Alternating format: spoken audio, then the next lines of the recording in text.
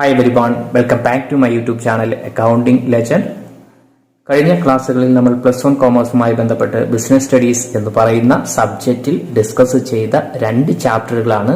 അത് number 1 business trade and commerce, number 2 forms of business organisation. ഇതുമായി ബന്ധപ്പെട്ട് എന്തെങ്കിലും സംശയങ്ങളുണ്ടെങ്കിൽ തീർച്ചയായിട്ടും നിങ്ങൾക്ക് ചോദിക്കാവുന്നതാണ്.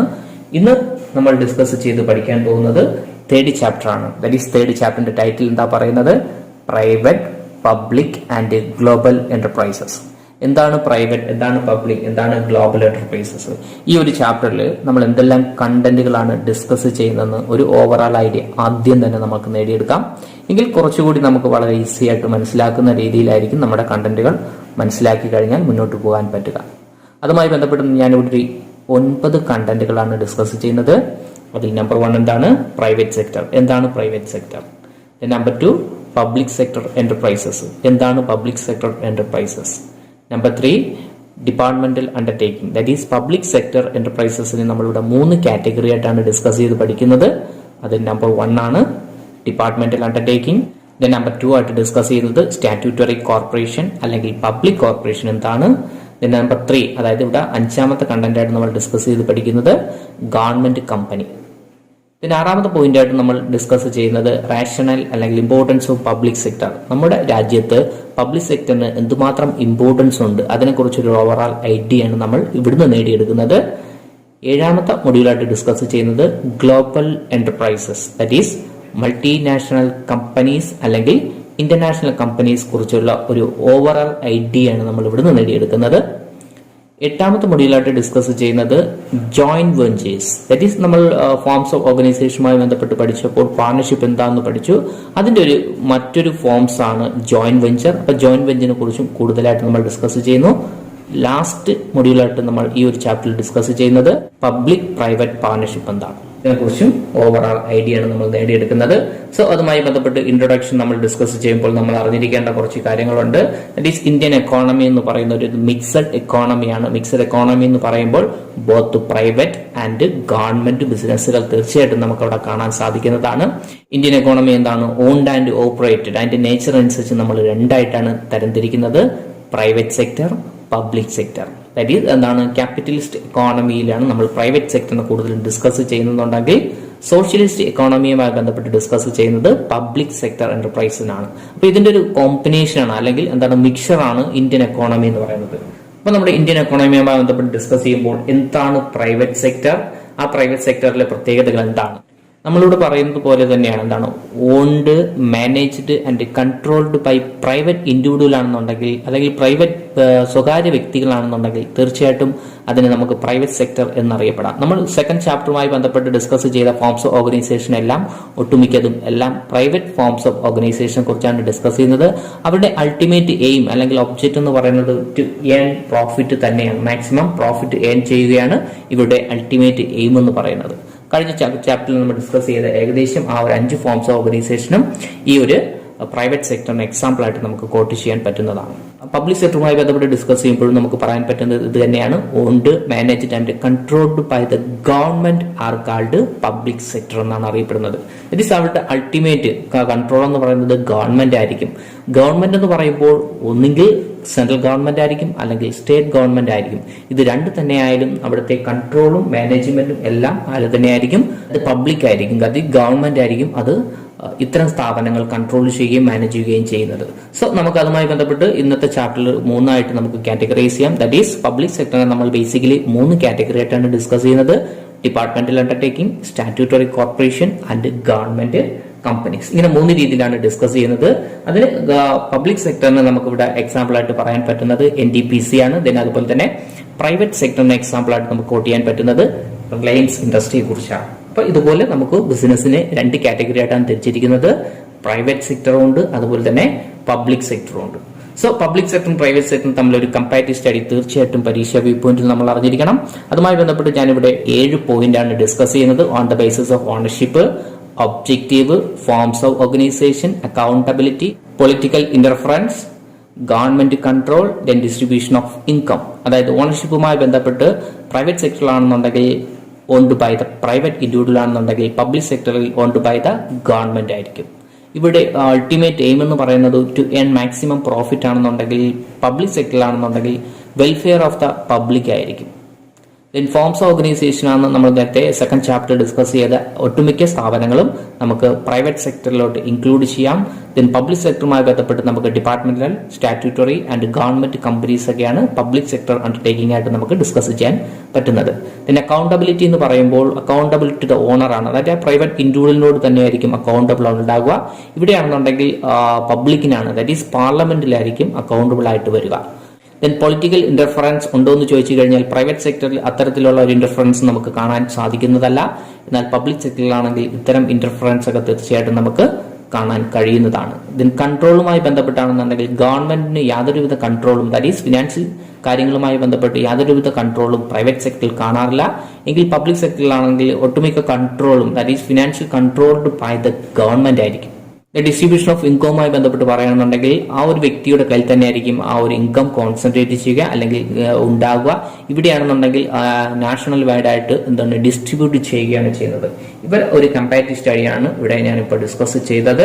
അടുത്ത നമുക്ക് നോക്കി കാണേണ്ടതായിട്ട് വരിക ടൈപ്സ് ഓഫ് പബ്ലിക് സെക്ടേഴ്സ്. നമ്മൾ ഓൾറെഡി ഡിസ്കസ് ചെയ്തു. ടൈപ്സ് ഓഫ് പബ്ലിക് സെക്ടറിനെ നമ്മൾ 3 ആയിട്ടാണ് ഡിവൈഡ് ചെയ്തിട്ടുള്ളത്. അത് number 1 departmental undertaking, number 2 public corporation and number 3 government companies. എന്താണ് departmental undertaking? Then second one public corporation അല്ലെങ്കിൽ statutory corporation. Then third one ഏതാണ്? Government companies. എന്താണ് നമുക്ക് ഇതിനെക്കുറിച്ച് ഡീറ്റെയിൽ ആയിട്ട് നമുക്ക് ഡിസ്കസ് ചെയ്യാം. അതിൽ ആദ്യം നമുക്ക് ഡിസ്കസ് ചെയ്യാൻ പോകുന്നത് ഡിപ്പാർട്ട്മെന്റൽ അണ്ടർടേക്കിങ്ങിനെ കുറിച്ചാണ്. ഡിപ്പാർട്ട്മെന്റൽ അണ്ടർടേക്കിംഗ് എന്ന് പറഞ്ഞു കഴിഞ്ഞാൽ ഒരു ബിസിനസ് ഓർഗനൈസേഷൻ എന്ത് ചെയ്യുന്നു, മിനിസ്ട്രിയുടെ കൺട്രോളിൽ വരികയും അവരാണ് അവിടുത്തെ കാര്യങ്ങൾ ഡിസൈഡ് ചെയ്യുന്നത്.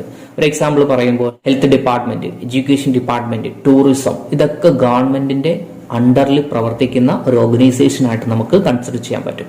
ഇത്തരം ഓർഗനൈസേഷനെയാണ് നമ്മൾ ഡിപ്പാർട്ട്മെന്റൽ അണ്ടർടേക്കിംഗ് എന്ന് പറയുന്നത്. ഇതിന് എക്സാമ്പിൾ ആയിട്ട് നമുക്ക് പറയാൻ പറ്റുന്നത് ബേസിക്കലി ഇന്ത്യൻ റെയിൽവേ ഒരു ഡിപ്പാർട്ട്മെന്റൽ അണ്ടർടേക്കിംഗ് ആയിട്ട് നമുക്ക് പറയാൻ പറ്റും. അതുപോലെ തന്നെ ഓൾ ഇന്ത്യ റേഡിയോ ന്യൂസ് എല്ലാം ഡിപ്പാർട്ട്മെന്റൽ അണ്ടർടേക്കിംഗ് ആണ്. ദെൻ മറ്റൊരു സ്ഥാപനമാണ് നമ്മുടെ ഇന്ത്യൻ പോസ്റ്റൽ ഓഫീസ്. പോസ്റ്റ് ഓഫീസും ഒരു ഡിപ്പാർട്ട്മെന്റൽ അണ്ടർടേക്കിങ്ങിന് എക്സാമ്പിൾ ആയിട്ട് നമുക്കിവിടെ ഡിസ്കസ് ചെയ്യാൻ പറ്റുന്നതാണ്. ഇതിന്റെ കൺട്രോളും കാര്യങ്ങളും എല്ലാം ആ ഒരു പർട്ടിക്കുലർ മിനിസ്ട്രി തന്നെയായിരിക്കും.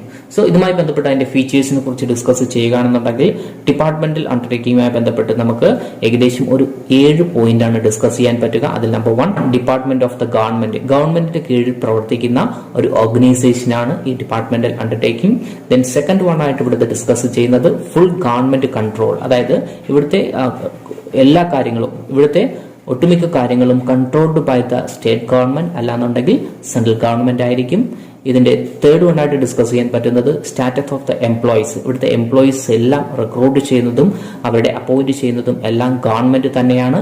ഇവരെ നമ്മൾ അറിയപ്പെടുന്നത് ഗവൺമെന്റ് എംപ്ലോയീസ് എന്നാണ് സാധാരണ അറിയപ്പെടാറുള്ളത്. നാലാമത്തെ പോയിന്റ് ഗവൺമെന്റ് ഫിനാൻസിങ് ആണ്. ദാറ്റ് ഈസ് ഇവർക്ക് ഒരു സെപ്പറേറ്റ് ബഡ്ജറ്റ് ഉണ്ട്. ഓരോ കാര്യങ്ങളും എന്തെല്ലാം നടക്കണം എന്ന് മുൻകൂട്ടി ഒരു ബഡ്ജറ്റിലൂടെ ആയിരിക്കും ഫിനാൻസുകൾ ഓരോ സ്ഥാപനങ്ങൾക്കും പ്രൊവൈഡ് ചെയ്ത് കൊടുക്കുക. ഇതിന് 5ാമത്തെ പോയിന്റ് ആയിട്ട് ഡിസ്കസ് ചെയ്യാൻ പറ്റുന്നത് നോ സെപ്പറേറ്റ് ലീഗൽ എക്സിസ്റ്റൻസ്. ഇത് ഗവൺമെന്റ് എന്ത് തീരുമാനമെടുക്കുന്നു ആ തീരുമാനം തന്നെയായിരിക്കണം ഇത്തരം സ്ഥാപനങ്ങൾ ഫോളോ ചെയ്യേണ്ടി വരിക. 6ാമത്തത് നമുക്ക് ഡിസ്കസ് ചെയ്യാൻ പറ്റുന്നത് സോവറിൻ ഇമ്മ്യൂണിറ്റി ആണ്. ദാറ്റ് ഈസ് സോവറിൻ ഇമ്മ്യൂണിറ്റി എന്ന് പറയുമ്പോൾ ഗവൺമെന്റിന്റെ ഒരു സമ്മതം ഇല്ലാതെ നമുക്ക് ഒരിക്കലും നമുക്ക് എന്ത് ചെയ്യാൻ പറ്റില്ല, കേസുകൾ ഫയൽ ചെയ്യാനോ അല്ലെങ്കിൽ ഇൻഡിപെൻഡന്റ് ആയിട്ട് നിൽക്കാനോ നമുക്ക് പറ്റില്ല. ഗവൺമെന്റ് ആണ് ഈ ഓരോ സ്ഥാപനങ്ങളുടെ കാര്യങ്ങൾ വന്നു കഴിഞ്ഞാൽ കക്ഷിയായിട്ട് മുന്നോട്ട് പോകുന്നത്. പിന്നെ അതുപോലെ തന്നെ 7ാമത്തെ പോയിന്റ് നമ്മൾ ഡിസ്കസ് ചെയ്യുന്നത് നോ പ്രൈവറ്റ് ഇൻവെസ്റ്റ്മെന്റ്. ഇത്തരം സ്ഥാപനങ്ങളിൽ അല്ലെങ്കിൽ ഇത്തരം മേഖലകളിൽ ഒരു കാരണവശാലും പ്രൈവറ്റിന്റെ ക്യാപിറ്റൽ കോൺട്രിബ്യൂഷൻ തീർച്ചയായിട്ടും എടുക്കാറില്ല. ഇതൊക്കെയാണ് ഒരു ഡിപ്പാർട്ട്മെന്റൽ അണ്ടർടേക്കിങ്ങുമായി ബന്ധപ്പെട്ട് നമുക്ക് ഡിസ്കസ് ചെയ്യേണ്ട കുറച്ച് ഫീച്ചേഴ്സ് അല്ലെങ്കിൽ നേച്ചർ. സോ ഡിപ്പാർട്ട്മെന്റൽ അണ്ടർടേക്കിങ്ങുമായി ബന്ധപ്പെട്ട് അതിനെക്കുറിച്ച് ഓവറോൾ സ്റ്റഡി നടത്തുമ്പോൾ നമുക്ക് മനസ്സിലാവും അത് അതിൻ്റെതായ കുറെ ഗുണങ്ങളുണ്ടാവും, അതുപോലെ തന്നെ അതിൻ്റെതായ കുറെ പോരായ്മകളുണ്ടാവും. എന്തൊക്കെയാണ് ഡിപ്പാർട്ട്മെന്റൽ അണ്ടർടേക്കിങ്ങുമായി ബന്ധപ്പെട്ട് അതിന്റെ അഡ്വാൻറ്റേജസ്, അതുപോലെ എന്തൊക്കെയാണ് ഡിപ്പാർട്ട്മെന്റലുമായി ബന്ധപ്പെട്ട് അതിന്റെ ഡിസ്അഡ്വാൻറ്റേജസ്. നമുക്കിവിടെ ഏകദേശം കുറച്ച് അഡ്വാൻറ്റേജസും ഡിസ്അഡ്വാൻറ്റേജ് ഡിസ്കസ് ചെയ്യുന്നുണ്ട്. ഈസി ഫോർമേഷൻ ആണ്, ഗവൺമെന്റ് കൺട്രോൾ ആണ്, പബ്ലിക് അക്കൗണ്ടബിൾ ആണ്, സീക്രസി ഉണ്ട്, ദെൻ പ്രോപ്പർ യൂസ് ഓഫ് മണിയാണ്, റവന്യൂ, ഇതിനെക്കുറിച്ചൊക്കെ ഇതെല്ലാം ഗവൺമെന്റിന്റെ കൺട്രോളാണ്. അതുകൊണ്ട് നല്ലൊരു കാര്യമായിട്ട് നമുക്ക് പറയാൻ പറ്റുമെന്നുണ്ടെങ്കിൽ ഡിസഡ്വാൻറ്റേജസ് നമുക്ക് ഇതിനെക്കുറിച്ച് പറയാൻ പറ്റും. ദാറ്റ് ഈസ് പൊളിറ്റിക്കൽ ഇന്റർഫറൻസ് തീർച്ചയായിട്ടും ഉണ്ടാവും. അവിടുത്തെ പൊളിറ്റിക്കൽ പാർട്ടിയുടെ ഒരു ഡിസിഷനും നമുക്കിത് ഇൻക്ലൂഡ് ചെയ്യേണ്ടതായിട്ട് വരും. സോ അതൊരു ബുദ്ധിമുട്ടായിട്ട് നമുക്ക് ബുദ്ധിമുട്ടായിട്ട് ചില സമയങ്ങളിൽ ഫീൽ ചെയ്യാറുണ്ട്. ദെൻ ഫ്ലെക്സിബിലിറ്റി ഇല്ല. അവിടെ ഏത് തീരുമാനം ഗവൺമെന്റ് എടുത്താലും അത് നമുക്ക് ഫോളോ ചെയ്തേ മതിയാകുള്ളൂ. ഇൻഎഫിഷ്യൻസി മാനേജ്മെന്റിന്റെ ഇൻഎഫിഷ്യൻസി തീർച്ചയായിട്ടും ഉണ്ടാകും. ദാറ്റ് ഈസ് വൺസ് നമ്മൾ ജോയിൻ ചെയ്ത് കഴിഞ്ഞാൽ അവിടെ നല്ല രീതിയിൽ വർക്ക് ചെയ്തില്ലെങ്കിലും നമുക്ക് ജോബ് സെക്യൂരിറ്റി ഉള്ളത് കൊണ്ട് തന്നെ ചില വ്യക്തികൾ എന്ത് ചെയ്യുന്നു, ഇൻഎഫിഷ്യന്റ് ആകാറുണ്ട്. അതുപോലെ തന്നെ വളരെ ഇമ്പോർട്ടന്റ് ആയിട്ടുള്ള ഒരു ഡിസഡ്വാൻറ്റേജ് ആണ് റെറ്റപ്പിസം. ദാറ്റ് ഈസ് നമ്മൾ ചുമപ്പ് നാടയിൽ കുരുങ്ങി കിടക്കുക എന്നൊക്കെ പറയാറുണ്ട് അല്ലെ. അപ്പൊ ഇതും ഈ ഒരു സ്ഥാപനത്തിന്റെ ഒരു പോരായ്മയായിട്ട് നമുക്ക് പറയാൻ പറ്റും. ദെൻ ഫിനാൻഷ്യൽ ഇൻഡിപെൻഡൻസ് തീർച്ചയായിട്ടും ഇത്തരം സ്ഥാപനങ്ങൾക്ക് കാണാറില്ല. ഗവൺമെന്റ് കൊടുക്കുന്ന ഫിനാൻസിന്റെ അകത്തു നിന്ന് കാര്യങ്ങൾ മുന്നോട്ട് പോകുകയല്ല എന്നല്ലാതെ വലിയ പ്രോജക്റ്റുകളൊന്നും ഇത്തരം സ്ഥാപനങ്ങൾക്ക് ചെയ്യാൻ സാധിക്കാറില്ല. ദെൻ അതുപോലെ തന്നെ മത്സരം കാണാറില്ല. മത്സരം ഉണ്ടെങ്കിൽ മാത്രമേ എന്ത് ചെയ്യുന്നുള്ളൂ, ഒരു ബിസിനസ് സ്ഥാപനത്തിന് തീർച്ചയായിട്ടും നല്ലൊരു വളർച്ചയുണ്ടാകുന്നുള്ളൂ. ഇതും ഇവിടെ നമുക്ക് കാണാൻ സാധിക്കാറില്ല. ഇങ്ങനെ നമ്മളൊരു അഡ്വാൻറ്റേജസും ഡിസഡ്വാൻറ്റേജിനെ കുറിച്ചും സാധാരണ പരീക്ഷയ്ക്ക് പഠിച്ചു വെക്കേണ്ടതാണ്, ചോദിക്കാറുണ്ട്. ഈ ഒരു കമ്പാരിസൺ നടത്തിക്കൊണ്ട് ഈ ഒരു കമ്പാരിസൺ നടത്തുമ്പോൾ നമുക്ക് ഡിപ്പാർട്ട്മെന്റൽ അണ്ടർടേക്കിങ്ങിനെ കുറിച്ച് നല്ലൊരു ഐഡിയ ആണ് കിട്ടുന്നത്. ഈ ഐഡിയ വെച്ചുകൊണ്ട് ഏതൊരു ബിസിനസ് ഓർഗനൈസേഷൻ ആണ് ഇത് സ്യൂട്ടബിൾ എന്ന് നമുക്ക് നോക്കി കാണേണ്ടതായിട്ട് വരും. സ്യൂട്ടബിളുമായി ബന്ധപ്പെട്ട് ഡിസ്കസ് ചെയ്യുമ്പോൾ എന്താണ്, താഴെ പറയുന്ന കുറച്ച് കാര്യങ്ങൾക്കാണ് ഇത് സ്യൂട്ടബിൾ ആയിട്ട് നമുക്ക് പറയാൻ പറ്റുക. സാധാരണ നമ്മൾ ഡിഫൻസ് അതുപോലെ തന്നെ അറ്റോമിക് എനർജിയൊക്കെ ഇത്തരം ഡിപ്പാർട്ട്മെന്റൽ അണ്ടർടേക്കിങ്ങിനായിരിക്കും സ്യൂട്ടബിൾ. അവരുടെ നല്ലൊരു സീക്രസി മെയിൻറ്റെയിൻ ചെയ്യാൻ നമുക്ക് സാധിക്കാവുന്നതാണ്. അതുപോലെ തന്നെ ഗവൺമെന്റ് കൺട്രോൾ തന്നെ വേണം എന്ന് പറയുന്ന ചില മേഖലകളായ ടെലികമ്മ്യൂണിക്കേഷൻ, ബ്രോഡ്കാസ്റ്റിംഗ്, പബ്ലിക് യൂട്ടിലിറ്റീസിലൊക്കെ നമുക്ക് സാധാരണ ഇത്തരം സ്ഥാപനങ്ങളാണ്, ഡിപ്പാർട്ട്മെന്റൽ അണ്ടർടേക്കിംഗ് ആണ് വളരെ നല്ലതായിട്ട് വരിക. ഇതുപോലെ തന്നെ പ്രൈവറ്റ് സെക്ടറിന് ഇത്തരം സ്ഥാപനങ്ങളിൽ എൻട്രി ചെയ്യാൻ കഴിയാറില്ല. സാധാരണ ഇവിടെ ഗവൺമെന്റിന്റെ കീഴിൽ വരുന്ന ഒട്ടുമിക്ക ബിസിനസ് സ്ഥാപനങ്ങളും ഹ്യൂജ് ഇൻവെസ്റ്റ്മെന്റ് ഉള്ള ബിസിനസ് സ്ഥാപനങ്ങളാണ്. അതുകൊണ്ട് നമുക്ക് പ്രൈവറ്റുകാർക്ക് പെട്ടെന്നൊന്നും എൻട്രി ചെയ്യാൻ പറ്റാത്ത ബിസിനസ് സ്ഥാപനങ്ങളാണ് ഇത്തരം മേഖലയിൽ പ്രവർത്തിക്കുക. പിന്നെ അതുപോലെ തന്നെ ഫിനാൻഷ്യൽ കൺട്രോൾ എല്ലാം പബ്ലിക് ആയിരിക്കും. അത്തരം ബിസിനസ് സ്ഥാപനങ്ങൾക്കും ഈ ഒരു ഡിപ്പാർട്ട്മെന്റൽ അണ്ടർടേക്കിംഗ് ആണ് വളരെ സ്യൂട്ടബിൾ ആയിട്ട് വരിക. ദെൻ സെക്കൻഡ്, പബ്ലിക് സെക്ടറുമായി ബന്ധപ്പെട്ട് ഡിസ്കസ് ചെയ്യുമ്പോൾ നമുക്ക് സെക്കൻഡ് ആയിട്ട് പറയാൻ പറ്റുന്നത് സ്റ്റാറ്റ്യൂട്ടറി കോർപ്പറേഷൻ അല്ലെങ്കിൽ പബ്ലിക് സെക്ടർ. എന്താണ് സ്റ്റാറ്റ്യൂട്ടറി കോർപ്പറേഷൻ അല്ലെങ്കിൽ പബ്ലിക് സെക്ടർ എന്ന് ചോദിച്ചു കഴിഞ്ഞാലും ഇതും ഗവൺമെന്റിന്റെ കീഴിൽ വരുന്ന ഒരു ബിസിനസ് സ്ഥാപനം തന്നെയാണ്. സ്റ്റാറ്റ്യൂട്ടറി കോർപ്പറേഷൻ അല്ലെങ്കിൽ public sector is a body corporated setup under the special act of parliament ആണ്. പാർലമെന്റിൽ പാസ്സാക്കുന്ന സ്പെഷ്യൽ ആക്ടിലൂടെ രൂപം കൊള്ളുന്ന ഒരു ബിസിനസ് സ്ഥാപനമാണ് ഈ സ്റ്റാറ്റ്യൂട്ടറി കോർപ്പറേഷൻ അഥവാ പബ്ലിക് കോർപ്പറേഷൻ എന്നറിയപ്പെടുന്നത്. ഇവർക്കൊരു സെപ്പറേറ്റ് നിലനിൽപ്പുണ്ട്, ഒരു സെപ്പറേറ്റ് ബോഡിയുണ്ട്. ഇവിടെ ടോപ്പിൽ മാത്രം ഗവൺമെന്റ് എംപ്ലോയീസ് ആയിരിക്കും, ബാക്കിയെല്ലാം അവർക്ക് ഇൻഡിപെൻഡന്റ് ആയിട്ട് ഡിസൈഡ് ചെയ്തുകൊണ്ട് അപ്പോയിന്റ് ചെയ്യുന്നതായിരിക്കും. അത് അപ്പോയിന്റ് ചെയ്യുന്നത് ഗവൺമെന്റ് തന്നെയായിരിക്കും. ഡിപ്പാർട്ട്മെന്റൽ അണ്ടർടേക്കിംഗും സ്റ്റാറ്റ്യൂട്ടറി കോർപ്പറേഷൻ തമ്മിൽ ചെറിയൊരു വ്യത്യാസം എന്ന് പറയുന്നത് സ്റ്റാറ്റ്യൂട്ടറി കോർപ്പറേഷന് ഒരു കാരണവശാലും ഡിപ്പെൻഡ് ചെയ്ത് നിൽക്കാനേ പറ്റുള്ളൂ. എന്നാൽ ഡിപ്പാർട്ട്മെന്റൽ അണ്ടർടേക്കിങ്ങിന് ഒരു കാരണവശാലും നമുക്ക് സെപ്പറേറ്റ് ആയിട്ട് നിൽക്കാൻ പറ്റില്ല. എന്നാൽ സ്റ്റാറ്റ്യൂട്ടറി കോർപ്പറേഷൻ അല്ലെങ്കിൽ പബ്ലിക് സെക്ടറിന് തീർച്ചയായിട്ടും ഒരു ഇൻഡിപെൻഡന്റ് ആയിട്ട് നിന്നുകൊണ്ട് ബിസിനസ്സുകൾ റൺ ചെയ്യാൻ പറ്റുന്നതായിരിക്കും. ഇനി സ്റ്റാറ്റ്യൂട്ടറി കോർപ്പറേഷനുമായി ബന്ധപ്പെട്ട് എക്സാമ്പിൾസ് ഏതെല്ലാമാണെന്ന് ചോദിച്ചു കഴിഞ്ഞാൽ നമ്മൾ അറിയപ്പെടുന്ന LIC, life insurance corporation of India, KSRTC, അതുപോലെ റിസർവ് ബാങ്ക് ഓഫ് ഇന്ത്യ, ഇതൊക്കെ നമുക്ക് സ്റ്റാറ്റ്യൂട്ടറി കോർപ്പറേഷന് എക്സാമ്പിൾ ആയിട്ട് അല്ലെങ്കിൽ പബ്ലിക് സെക്ടറിന് എക്സാമ്പിൾ ആയിട്ട് നമുക്ക് ഡിസ്കസ് ചെയ്യാവുന്നതാണ്. സോ നേരത്തെ പറഞ്ഞതുപോലെ തന്നെയാണ് ഫീച്ചേഴ്സ് ഓഫ് സ്റ്റാറ്റ്യൂട്ടറി കോർപ്പറേഷൻ ഏതെന്ന് ചോദിച്ചു കഴിഞ്ഞാൽ ബേസിക്കലി ഞാൻ ഇവിടെ 9 ഫീച്ചേഴ്സിനെ കുറിച്ചാണ് ഡിസ്കസ് ചെയ്യുന്നത്. ഫോർമേഷൻ, ഏത് രീതിയിലാണ് ഫോം ചെയ്യുന്നത്, ദെൻ സെപ്പറേറ്റ് ലീഗൽ എക്സിസ്റ്റൻസ് ഉണ്ട്, അതായത് നിലനിൽപ്പുണ്ട്. ഓണർഷിപ്പ് എന്ന് പറയുന്നത് ഗവൺമെന്റ് ആണ്. ദെൻ മാനേജ്മെന്റും അതുപോലെ തന്നെ ബോർഡ് ഓഫ് ഡയറക്ടറിനെ അപ്പോയിന്റ് ചെയ്തതൊക്കെ ഗവൺമെന്റ് തന്നെയാണ്. സ്റ്റാറ്റസ് ഓഫ് ദ എംപ്ലോയീസ് ചോദിച്ചു കഴിഞ്ഞാൽ ഇവരെ നമുക്ക് ഗവൺമെന്റ് എംപ്ലോയി ആയിട്ട് പറയാൻ പറ്റില്ല, അത് ഡിസൈഡഡ് ബൈ ദ കോർപ്പറേഷൻ ആണ്. അതുപോലെ ഓട്ടോണമി, ഫിനാൻഷ്യൽ ഇൻഡിപെൻഡൻസ് ഇവർക്കുണ്ട്. ദെൻ പബ്ലിക് അക്കൗണ്ടബിൾ ആണ്. ദെൻ ബോറോയിങ് ഫണ്ടുകൾ ഇവർക്ക് സ്വന്തമായിട്ട് ബോറോ ചെയ്യാം. ഇവരുടെ അൾട്ടിമേറ്റ് ഒബ്ജക്റ്റ് എന്ന് പറയുന്നത് കൊമേഴ്ഷ്യൽ പർപ്പസ് തന്നെയാണ്, അതായത് പ്രോഫിറ്റ് ഏൺ ചെയ്യുക തന്നെയാണ് ഇവരുടെ ലക്ഷ്യം എന്ന് പറയുന്നത്. അതിലൂടെ ചെറിയൊരു വെൽഫെയറൂടെ പ്രൊവൈഡ് ചെയ്യുന്നു. സോ ഇതിൽ നിന്ന് നമുക്ക് പറയുമ്പോൾ ഇതും നമുക്കൊരു കമ്പാരിറ്റീവ് സ്റ്റഡി നടത്തണം. ഇതിന്റെ ഗുണങ്ങൾ എന്തെല്ലാമാണ് അല്ലെങ്കിൽ ഇതിന്റെ മെരിറ്റ്സുകൾ എന്തെല്ലാമാണ്, അതുപോലെ തന്നെ ഇതിന്റെ ഡിമെരിറ്റ്സുകൾ എന്തെല്ലാമാണെന്ന് തീർച്ചയായിട്ടും നമ്മളൊരു നല്ലൊരു സ്റ്റഡി നടത്തേണ്ടതായിട്ട് വരും. അതിന്റെ മെരിറ്റ്സുമായി ബന്ധപ്പെട്ട് നമുക്ക് ഒട്ടനവധി പോയിന്റുകൾ ഇവിടെ ഡിസ്കസ് ചെയ്യാം. അതിൽ number 1, free from government control. ഗവൺമെന്റിന്റെ കൺട്രോളുകൾ ഇവിടെ നമുക്ക് കാണാൻ സാധിക്കില്ല. സെപ്പറേറ്റ് ഇൻഡിപെൻഡന്റ് ഡിസിഷൻ മേക്കിംഗ് ആണ്. അതുകൊണ്ട് തന്നെ നമുക്ക് പെട്ടെന്ന് തീരുമാനങ്ങൾ എടുക്കാൻ പറ്റും. That is quick decision making ആണ്. ഈ ഗുഡ് ഡിസിഷൻ മേക്കിങ്ങിലൂടെ തന്നെ എംപ്ലോയീസിനൊക്കെ നല്ല രീതിയിലുള്ളൊരു മോട്ടിവേഷൻ ഉണ്ടാകാറുണ്ട്. ദാറ്റ് ഈസ് മോട്ടിവേറ്റഡ് ടു സ്റ്റാഫുകളാണ്. അതുപോലെ തന്നെ ഫിനാൻഷ്യൽ ഇൻഡിപെൻഡൻസ് ഉണ്ട്. നമുക്ക് ആരെയും ഡിപ്പെൻഡ് ചെയ്യാതെ സ്വന്തമായിട്ട് ഫിനാൻസ് കളക്ട് ചെയ്തുകൊണ്ട് ബിസിനസ് റൺ ചെയ്യാൻ പറ്റുന്നതാണ്. Protection of public interest. നമ്മൾ എന്തെല്ലാം പറയുമെങ്കിൽ തന്നെ ടോപ്പ് മാനേജ്മെന്റിനെ അപ്പോയിന്റ് ചെയ്യുന്നത് ഗവൺമെന്റ് ആണ്. അതുകൊണ്ട് തീർച്ചയായിട്ടും ഇത്തരം സ്ഥാപനങ്ങൾക്ക് ഒരു പ്രൊട്ടക്ഷൻ, ഗവൺമെന്റിന്റെ പ്രൊട്ടക്ഷൻ തീർച്ചയായിട്ടും ഉണ്ടാവാറുണ്ട്. ഇതൊക്കെയാണ് അതിന്റെ ഒരു ഗുണം, അല്ലെങ്കിൽ അഡ്വാൻറ്റേജ് ആയിട്ട് നമുക്ക് പറയാൻ പറ്റുക. എന്നാൽ അതുമായി ബന്ധപ്പെട്ട് കുറച്ച് ഡിസഡ്വാൻറ്റേജ് നമുക്ക് ഡിസ്കസ് ചെയ്യാൻ പറ്റും. അതിൽ നമ്പർ 1 ഏതാണ് ചോദിച്ചിരിക്കുന്നത്? തിയറ്റിക്കൽ ഓട്ടോണമി എന്ന് പറഞ്ഞു കഴിഞ്ഞാൽ ഗവൺമെന്റിന്റെ ഇന്റർവെൻഷൻ ഇല്ല എന്ന് പറയുന്നുണ്ടെങ്കിൽ പൊളിറ്റിക്കലായിട്ട് കുറച്ച് ഇന്റർവെൻഷൻ തീർച്ചയായിട്ടും ഇതിൽ കാണാറുണ്ട്. അതൊരു പോരായ്മയായിട്ട് നമുക്ക് പറയാൻ പറ്റും. ദെൻ സെക്കൻഡ് പിന്നെ റിജിഡ് സ്ട്രക്ചർ ആണ്. അതായത് അവിടുത്തെ റൂൾസും റെഗുലേഷൻസ് ഒക്കെ നമുക്ക് ഒരിക്കലും ചേഞ്ച് ചെയ്യാൻ പറ്റില്ല. അവിടെ ഓൾറെഡി എന്ത് ചെയ്യുന്ന അമെന്റ്മെന്റ് കോംപ്ലിക്കേറ്റഡ് ഒരു പ്രോസസ്സാണ്. നമുക്ക് ഒരിക്കലും പെട്ടെന്നൊരു തീരുമാനം എടുത്തുകൊണ്ട് ഒരു മാറ്റം വരുത്താൻ നമുക്ക് സാധിക്കാറില്ല. ദി നോമിനേറ്റഡ് ബോർഡാണ്. അതായത് ഗവൺമെന്റ് ടോപ്പിൽ മാത്രമാണ് ഗവൺമെന്റ് എംപ്ലോയീസ് ആയ സിവിൽ സർവന്റിനെയൊക്കെ അപ്പോയിന്റ് ചെയ്യുന്നത്. ബാക്കി എല്ലാം ഡിസൈഡ് ചെയ്യുന്നത് ആ ഒരു പർട്ടിക്കുലർ കോർപ്പറേഷൻ തന്നെയായിരിക്കും. അതുകൊണ്ട് അവരുടെ ഒരു ഓട്ടോണമി നമുക്ക് നമ്മുടെ കാണാൻ സാധിക്കുന്നതാണ്. ഗവൺമെന്റിന്റെ കൺട്രോളിൽ നിന്ന് വിട്ടു നിൽക്കുന്നതായിട്ട് തന്നെ ഗവൺമെന്റിന്റെ കൺട്രോൾ കുറച്ച് കുറവ് തന്നെയായിരിക്കും. ദെൻ ഫിനാൻഷ്യൽ ബേർഡൻ എന്ന് പറയുമ്പോൾ നമ്മൾ നേരത്തെ പറഞ്ഞു, അവിടെ ഉണ്ടാവുന്ന എല്ലാ അവർക്കൊരു ഇൻഡിപെൻഡന്റ് ആയിട്ട് ഫണ്ട് ബോറോ ചെയ്യാൻ പറ്റുന്നത് കൊണ്ട് തന്നെയാണ് അവർക്ക് അവിടെ എന്തെങ്കിലും നഷ്ടമുണ്ടായി കഴിഞ്ഞാൽ അത് ഗവൺമെന്റ് ഒരിക്കലും ടേക്ക് ഓവർ ചെയ്യാറില്ല. അത് സാധാരണ അവർ തന്നെ അത് തീർക്കേണ്ടതായിട്ട് വരും. അതൊരു ഡിസഡ്വാൻറ്റേജ് നമുക്കിവിടെ പറയാൻ പറ്റുന്നതാണ്. അഞ്ചാമത് പറയുന്നത് ഇഗ്നോറൻസ് ഓഫ് കൊമേഴ്ഷ്യൽ പ്രിൻസിപ്പിൾസ് ആണ്. അതായത് നമ്മൾക്ക് എന്താണ് ഒരു സ്ഥാപനത്തിന്റെ കൊമേഴ്ഷ്യൽ പ്രിൻസിപ്പിൾസ് എന്ന് പറയുമ്പോൾ അവിടുത്തെ പ്രോഫിറ്റ് ഏത് രീതിയിൽ ഏൺ ചെയ്യാം, ഇതിനെക്കുറിച്ചൊരു വലിയൊരു അറിവൊന്നും ഇത്തരം സ്ഥാപനങ്ങൾക്ക് സാധാരണ കാണാറില്ല. അവരുടെ ലക്ഷ്യം കൊമേഴ്ഷ്യൽ ആണെന്നുണ്ടെങ്കിൽ തന്നെ അവർക്ക് അതിനെക്കുറിച്ചുള്ളൊരു അറിവ് കാണാറില്ല. ഇതൊക്കെയാണ് അതിന്റെ ഡിസഡ്വാൻറ്റേജ് നമുക്ക് പറയാൻ പറ്റുന്നത്. മൂന്നാമത്തെ ഓർഗനൈസേഷൻ, അതായത് ഗവൺമെന്റ് കമ്പനി. എന്താണ് ഗവൺമെന്റ് കമ്പനി? നമ്മൾ പബ്ലിക് സെക്ടറിന്റെ മൂന്നാമത്തെ സെക്ഷനാണ് ഗവൺമെന്റ് കമ്പനി.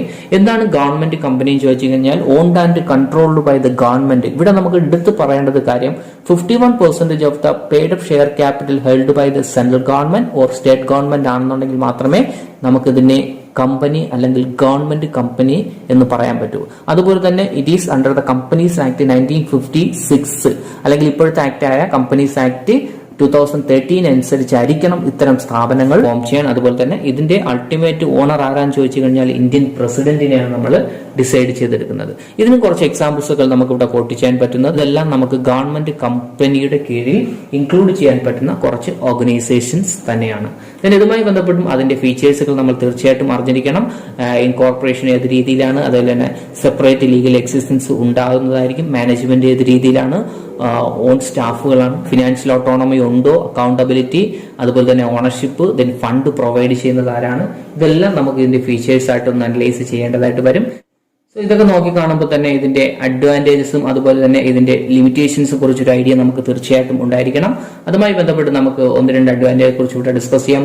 ഈ ഒരു സ്ഥാപനം ഫോം ചെയ്യാൻ വളരെ ഈസിയാണ്. ഇന്ത്യൻ കമ്പനീസ് ആക്ട് മുഖാന്തരം നമുക്ക് ഫോം ചെയ്യാൻ പറ്റുന്നതാണ്. ഇതിന്റെ ക്യാപിറ്റൽ എന്ന് പറയുന്നത് വളരെ വലുതായിരിക്കും. അതുകൊണ്ട് ഏതൊരു സംരംഭവും സ്റ്റാർട്ട് ചെയ്യാൻ വേണ്ടിക്ക് ഇത്തരം ബിസിനസ് സ്ഥാപനങ്ങൾ നമുക്ക് നല്ലതായിരിക്കും.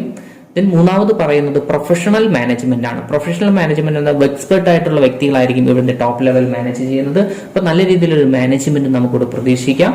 അതുപോലെ 4ാമത്തെ പോയിന്റ് ഫ്ലെക്സിബിലിറ്റി ഇൻ ഓപ്പറേഷൻസ്. അതായത് ഓപ്പറേഷൻസ് ഒക്കെ ഫ്ലെക്സിബിൾ ആണ്. അവിടുത്തെ പവർ എല്ലാം അല്ലെങ്കിൽ ആരാണ് ഡിസൈഡ് ചെയ്യുന്ന ഓർഗനൈസേഷൻ ഒരു ബിസിനസ് സ്ഥാപനത്തിന്റെ സെറ്റപ്പിലൂടെ തന്നെയാണ് ഇത്തരം കാര്യങ്ങളെല്ലാം ഡിസൈഡ് ചെയ്യുന്നത്. അപ്പോൾ അവിടെയുള്ള തീരുമാനങ്ങളൊക്കെ എപ്പോഴും ഫ്ലെക്സിബിൾ ആണ്. നമുക്ക് നല്ല രീതിയിൽ ഓപ്പറേറ്റ് ചെയ്ത് മുന്നോട്ട് കൊണ്ടുപോകാൻ പറ്റുന്നതാണ്. ഇന്റേണൽ ഓട്ടോണമി തീർച്ചയായിട്ടും ഇവിടെ ഉണ്ടാവും. അതുകൊണ്ട് മിനിസ്ട്രിയുടെ കൺട്രോളൊക്കെ നമുക്ക് ഇവിടെ കുറയ്ക്കാൻ പറ്റും. ഇതൊരു ഗുണമായിട്ട് നമുക്ക് എടുക്കാൻ പറ്റും. പബ്ലിക് അക്കൗണ്ടബിലിറ്റി ആണ്. അതായത് പബ്ലിക് അക്കൗണ്ടബിലിറ്റി എന്ന് പറയുമ്പോൾ ഇവിടുത്തെ ആനുവൽ റിപ്പോർട്ട് തീർച്ചയായിട്ടും ഗവൺമെന്റിന് നമ്മൾ സബ്മിറ്റ് ചെയ്തിരിക്കണം. അത് പാർലമെന്റിൽ അല്ലെങ്കിൽ സ്റ്റേറ്റ് കമ്മിറ്റിയിൽ അവിടെ റിപ്പോർട്ട് ചെയ്തിരിക്കണം. 7ാമത്തെ പോയിന്റ് പ്രൈവറ്റിന് നമുക്കിവിടെ പാർട്ടിസിപ്പേറ്റ് ചെയ്യാം. മറ്റു 2 ഫോംസ് ഓഫ് ഓർഗനൈസേഷനുമായി ബന്ധപ്പെട്ട് ഗവൺമെന്റ് കമ്പനി ഡിസ്കസ് ചെയ്യുമ്പോൾ നമുക്കിവിടെ പറയാൻ പറ്റുന്ന മറ്റൊരു പോയിന്റ് ആണ് 49% പ്രൈവറ്റ് എംപ്ലോയീസിനെ പ്രൈവറ്റ് പാർട്ടികൾ പ്രൈവറ്റ് ഓണർഷിപ്പിലൂടെയും ഇത്തരം ബിസിനസ് സ്ഥാപനങ്ങൾ നമുക്ക് മുന്നോട്ട് കൊണ്ടുപോകാൻ സാധിക്കുന്നതാണ്. ഇതൊക്കെ പറയുമെങ്കിൽ തന്നെ അതിൻ്റെതായ കുറെ പോരായ്മകളും നമുക്ക് പറയാൻ പറ്റും. അതിൽ നമ്പർ 1 ലാക്ക് ഓഫ് മോട്ടിവേഷൻ ആണ്. അവിടുത്തെ എംപ്ലോയീസ് ഒക്കെ നല്ല രീതിയിൽ പെർഫോം ചെയ്താലും ആ രീതിയിലുള്ള അപ്രീഷിയേറ്റ് ഒന്നും കിട്ടാറില്ല. അതുകൊണ്ട് അവർ മോട്ടിവേറ്റഡ് ആവാറുമില്ല. അതൊരു പ്രശ്നമായിട്ട് നമുക്കിവിടെ പറയാൻ പറ്റും. പൊളിറ്റിക്കൽ പ്രശ്നങ്ങൾ ഇവിടെ തീർച്ചയായിട്ടും നമുക്ക് കാണാൻ പറ്റും. ദാറ്റ് ഈസ് പൊളിറ്റിക്കൽ പാർട്ടീസ് സാധാരണ മിക്ക കാര്യങ്ങളിലും അവർ ഇടപെടാൻ ശ്രമിക്കാറുണ്ട്. അത് ബിസിനസ് സ്ഥാപനത്തിന് നല്ല രീതിയിൽ ബാധിക്കാറുണ്ട്. ദ ലാക്ക് ഓഫ് ഓട്ടോണമി, നമ്മൾ നേരത്തെ പറഞ്ഞു പൊളിറ്റിക്കൽ ഇന്റർഫറൻസ് ഉള്ളത് കൊണ്ട് തന്നെ ഗവൺമെന്റ് കമ്പനി എന്ന് പറയുമെങ്കിൽ തന്നെ അവിടെ ഒരു ഓട്ടോണമി നമുക്ക് കാണാൻ സാധിക്കാറില്ല. അവിടെ ആർക്കും ഏത് കാര്യവും ഡിസൈഡ് ചെയ്യാൻ പറ്റുന്ന ഒരു മേഖലയായിട്ട് നമുക്ക് മാറേണ്ടതായിട്ട് വരും. അതൊരു പോരായ്മയായിട്ട് നമുക്ക് പറയാൻ പറ്റും. Then delay in decision making, തീരുമാനങ്ങളൊക്കെ ഗവൺമെന്റ് ആണ് എടുക്കുന്നത്. അതുകൊണ്ട് ഗവൺമെന്റിൽ നിന്ന് തീരുമാനങ്ങൾ നമ്മുടെ കയ്യിലെത്താൻ വേണ്ടിക്ക് അല്ലെങ്കിൽ ഓർഗനൈസേഷന്റെ ടേബിളെത്താൻ വേണ്ടിക്ക് ടൈം എടുക്കാറുണ്ട്. അത് ബിസിനസിനെ ഇൻഡയറക്റ്റ് ആയിട്ട് ബാധിക്കും. ദെൻ വേസ്റ്റേജ് ഓഫ് റിസോഴ്സസ് ഒക്കെ ഒരുപാട് മിസ്യൂസ് ചെയ്യാറുണ്ട്. അവിടെ എന്താണ് റിസോഴ്സസ് നല്ല രീതിയിലല്ല മാനേജ് ചെയ്യുന്നത്. അതും ഒരു പ്രശ്നമായിട്ട് നമുക്ക് പറയാൻ പറ്റും. ദെൻ ലോ ലേബർ പ്രൊഡക്ടിവിറ്റിയാണ്. അതായത് ലേബറുടെ നല്ല രീതിയിൽ ക്വാളിഫൈഡ് ആയിട്ടുള്ള എംപ്ലോയീസ് ഒക്കെ ഒട്ടുമിക്ക കാര്യങ്ങളും പല പല ഇഷ്യൂസ് ഉള്ളതുകൊണ്ട് അവർ നല്ല രീതിയിൽ വർക്ക് ചെയ്യാറില്ല. യൂണിയൻ പ്രവർത്തനം അങ്ങനെ പല രീതിയിലാണ് നടക്കാറുണ്ട്. അപ്പോൾ അവിടെ ലേബർ നമ്മൾ ഉദ്ദേശിക്കുന്ന രീതിയിൽ പ്രൊഡക്റ്റീവ് ആക്കി കൊണ്ടുവരാൻ സാധിക്കാറില്ല. ഇതിന് 7ാമത്തെ point poor labour management relationship. അതായത് മാനേജ്മെന്റും ലേബറും തമ്മിൽ നല്ലൊരു റിലേഷൻഷിപ്പ് ഒരിക്കലും കീപ്പ് ചെയ്യാറില്ല. അവിടെ എന്റെ ഹൈറാർക്കി ഓട്ടോണമി അനുസരിച്ച് എന്ത് ചെയ്യുന്നു, എപ്പോഴും ഡീമോട്ടിവേറ്റ് ആവുകയാണ് ചെയ്യുന്നത്. സുപ്പീരിയർ സബോർഡിനേറ്റ് റിലേഷൻഷിപ്പ് നമുക്ക് നല്ല രീതിയിലല്ല ഇത്തരം സ്ഥാപനങ്ങൾ പോകുന്നതായിട്ട് നമുക്ക് മിക്കപ്പോഴും കാണാൻ സാധിക്കുന്നതാണ്. ഇതൊക്കെയാണ് ഈ ഒരു ഗവൺമെന്റ് കമ്പനിയുടെ ഡിസഡ്വാൻറ്റേജ് ആയിട്ട് നമുക്ക് പറയാൻ പറ്റുക. സോ ഇതൊക്കെ പറയുമെങ്കിലും നമുക്ക് ഇതിനെ ഒരു കമ്പാരിറ്റീവ് സ്റ്റഡി തീർച്ചയായിട്ടും നമ്മൾ പഠിച്ചിരിക്കണം. ഒരു കമ്പാരിറ്റീവ് സ്റ്റഡി ഉണ്ടെങ്കിൽ മാത്രമേ ഇതിന്റെ 100% നമുക്ക് എന്താണ് ഇവിടെ ഡിസ്കസ് ചെയ്യുന്നത് എന്ന് മനസ്സിലാകുകയുള്ളൂ. അതുമായി ബന്ധപ്പെട്ട് ഞാനൊരു 6 പോയിന്റാണ് ഇവിടെ ഡിസ്കസ് ചെയ്തിരിക്കുന്നത്. അത് നമ്പർ ഫോർമേഷനുമായി ബന്ധപ്പെട്ട് ഡിപ്പാർട്ട്മെന്റൽ അണ്ടർടേക്കിംഗ് ആണെങ്കിൽ ഫോം ചെയ്യുന്നത് മിനിസ്ട്രി ആണെന്നുണ്ടെങ്കിൽ പബ്ലിക് സെക്ടർ ഫോം ചെയ്യുന്നത് special act passed by the parliament ആണ്. ദെൻ ഗവൺമെന്റ് കമ്പനി ആണെന്നുണ്ടെങ്കിൽ registered under the companies act മുഖാന്തരം രജിസ്റ്റർ ചെയ്യുന്നതിനെല്ലാം ഗവൺമെന്റ് കമ്പനി എന്ന് പറയാൻ പറ്റും. ദെൻ ലീഗൽ സ്റ്റാറ്റസ് എന്ന് പറയുമ്പോൾ ഇവർക്ക് സെപ്പറേറ്റ് ലീഗൽ സ്റ്റാറ്റസ് ഒന്നുമില്ല. ഡിപ്പാർട്ട്മെന്റൽ അണ്ടർടേക്കിങ്ങിന് നോ സെപ്പറേറ്റ് ലീഗൽ എൻറ്റിറ്റിയാണ്. It is the part of government ആണ്. എന്നാൽ പബ്ലിക് സെക്ടറിനാണെങ്കിൽ ഇത് സെപ്പറേറ്റ് ലീഗൽ എൻറ്റിറ്റി ഉണ്ട്. അതുപോലെ തന്നെ ഗവൺമെന്റിനും ഇവിടെ സെപ്പറേറ്റ് ലീഗൽ എൻറ്റിറ്റി നമുക്ക് കാണാൻ സാധിക്കുന്നതാണ്. ദെൻ ഓണർഷിപ്പുമായി ബന്ധപ്പെട്ട് ഓൺഡ് ബൈ ദ ഗവൺമെന്റ് ആണ്, wholly owned by the government ആണ് ഈ പബ്ലിക് സെക്ടറും അതുപോലെ തന്നെ ഡിപ്പാർട്ട്മെന്റൽ അണ്ടർടേക്കിംഗ്. എന്നാൽ ഗവൺമെന്റ് കമ്പനിയിലാണെന്നുണ്ടെങ്കിൽ 51% of the capital invested by the government ആണെന്നെങ്കിൽ 49% ഇൻവെസ്റ്റ് ചെയ്യുന്നത് പ്രൈവറ്റ് പാർട്ടികൾക്ക് വിട്ടുകൊടുക്കാൻ പറ്റുന്ന രീതിയിലുള്ള ഒരു ഓർഗനൈസേഷൻ ആണ്. ഇതിന് ഓട്ടോണമിയുമായി ബന്ധപ്പെട്ട് പറയുമ്പോൾ ഇവിടെ നോ ഓട്ടോണമിയാണ്. അവിടെ എല്ലാം ഡിസൈഡ് ചെയ്യുന്നത് ആ ഒരു പർട്ടിക്കുലർ ഡിപ്പാർട്ട്മെന്റ് ആണ്. ദെൻ പബ്ലിക് സെക്ടറുമായി ബന്ധപ്പെട്ട് പറയുകയാണെന്നുണ്ടെങ്കിൽ ഓട്ടോണമിയൊക്കെ നമുക്ക് ഇവിടെ ഫീൽ ചെയ്യാൻ പറ്റും. അതുപോലെ തന്നെ ഗവൺമെന്റ് കമ്പനിയെ കുറിച്ച് പറയുമ്പോഴും ഇവിടെ കുറച്ച് ഓട്ടോണമിയൊക്കെ നമുക്ക് മനസ്സിലാക്കാൻ ഫീൽ ചെയ്യാൻ പറ്റുന്നതാണ്. ദെൻ സ്റ്റാറ്റസ് ഓഫ് സ്റ്റാഫിനെ കുറിച്ച് പറയുകയാണെന്നുണ്ടെങ്കിൽ സിവിൽ സർവന്റ് ആണ് സാധാരണ ഡിപ്പാർട്ട്മെന്റൽ അണ്ടർടേക്കിങ്ങിന്റെ തലപ്പത്തൊക്കെ വരാറുള്ളത്. അത് ഗവൺമെന്റ് എംപ്ലോയി ആയിട്ടാണ് നമ്മൾ ട്രീറ്റ് ചെയ്യുന്നത്. ദെൻ പബ്ലിക് സെക്ടറുമായി ബന്ധപ്പെട്ട് പറയുകയാണെന്നുണ്ടെങ്കിൽ നോൺ ഗവൺമെന്റ് എംപ്ലോയീസ് ആയിരിക്കും. അവിടുത്തെ ഓൺ സ്റ്റാഫ് ആയിരിക്കും. അവർ ഡിസൈഡ് ചെയ്യുന്ന സ്റ്റാഫുകളായിരിക്കും. ഗവൺമെന്റിന്റെ എംപ്ലോയി ആയിട്ട് നമുക്ക് ഒരിക്കലും പറയാൻ പറ്റാറില്ല. ദെൻ ഗവൺമെന്റുമായി ബന്ധപ്പെട്ട് പറയുമ്പോഴും ഇതുപോലെ തന്നെയാണ്. ആ കമ്പനികളെല്ലാം റിക്രൂട്ട് ചെയ്യുന്നത് അവിടുത്തെ ടോപ്പിൽ മാത്രം ഗവൺമെന്റ് എംപ്ലോയി, ബാക്കി എല്ലാ സ്റ്റാഫുകളും സ്വന്തം എംപ്ലോയി ആയിട്ടാണ് പരിഗണിക്കാറുള്ളത്. ദെൻ ക്യാപിറ്റലുമായി ബന്ധപ്പെട്ട് ഡിസ്കസ് ചെയ്യുമ്പോൾ entire capital allocated from the government ആണ്. ഗവൺമെന്റ് ആണ് ഇവിടെ ഫുൾ ക്യാപിറ്റൽ ഇൻവെസ്റ്റ് ചെയ്യുന്നത്. എങ്കിൽ പബ്ലിക് സെക്ടറുമായി ബന്ധപ്പെട്ട് പറയുകയാണെന്നുണ്ടെങ്കിൽ initial capital provided by the ഗവൺമെന്റും ബാക്കിയെല്ലാം അവർ ഫണ്ടുകൾ ബോറോ ചെയ്തുകൊണ്ട് നടത്തിക്കൊണ്ടു പോകുന്ന ഒരു ബിസിനസ് സ്ഥാപനമാണ്. ഗവൺമെന്റ് കമ്പനിയുമായി ബന്ധപ്പെട്ട് പറയുകയാണെന്നുണ്ടെങ്കിൽ 51% capital provided by the government ആണെന്നുണ്ടെങ്കിൽ ബാക്കി പ്രൈവറ്റ് പാർട്ടികളും പ്രൊവൈഡ് ചെയ്യാറുണ്ട്. ഇങ്ങനൊരു കമ്പാരിറ്റീവ് സ്റ്റഡി ഇവിടെ നടത്തുമ്പോൾ നമുക്ക് തീർച്ചയായിട്ടും എന്താണ് പബ്ലിക് അണ്ടർടേക്കിംഗ്, എന്താണ് ഡിപ്പാർട്ട്മെന്റൽ അണ്ടർടേക്കിംഗ്, എന്താണ് പബ്ലിക് സെക്ടർ, എന്താണ് ഗവൺമെന്റ് കമ്പനി എന്താണ് ഗവൺമെന്റ് കമ്പനി എന്നൊരു നല്ലൊരു ഐഡിയ നമുക്ക് കിട്ടുന്നതായിരിക്കും. സോ ഇതിന്റെ സെക്കൻഡ് പാർട്ട് നമുക്ക് അടുത്തൊരു വീഡിയോയിൽ ഡിസ്കസ് ചെയ്യാം. അതുവരെ എല്ലാവർക്കും ഓൾ ദ ബെസ്റ്റ്. ഈ ഒരു വീഡിയോയിൽ നിന്ന് എന്തെങ്കിലും സംശയങ്ങളോ കാര്യങ്ങളോ ഉണ്ടെങ്കിൽ തീർച്ചയായിട്ടും നിങ്ങൾ ചോദിക്കാൻ മടിക്കരുത്. അതുപോലെ തന്നെ ആദ്യമായിട്ടാണ് ഈ ഒരു യൂട്യൂബ് ചാനൽ കാണുന്നുണ്ടെങ്കിൽ തീർച്ചയായിട്ടും നിങ്ങൾ സബ്സ്ക്രൈബ് ചെയ്ത് മുന്നോട്ട് പോകുക. എങ്കിൽ നിങ്ങൾക്ക് കൊമേഴ്സ് റിലേറ്റഡ് വീഡിയോസ് ഈ ഒരു ചാനലിൽ നിന്ന് നിങ്ങൾക്ക് തീർച്ചയായിട്ടും പ്രതീക്ഷിക്കാവുന്നതാണ്. അതുപോലെ തന്നെ ഇതിന്റെ ലിങ്കുകൾ നിങ്ങളുടെ ഫ്രണ്ട്സിനും റിലേറ്റീവ്സിനും എല്ലാവർക്കും ഷെയർ ചെയ്യണം എന്ന് അഭ്യർത്ഥിച്ചുകൊണ്ട് നിർത്തുന്നു. നന്ദി, നമസ്കാരം.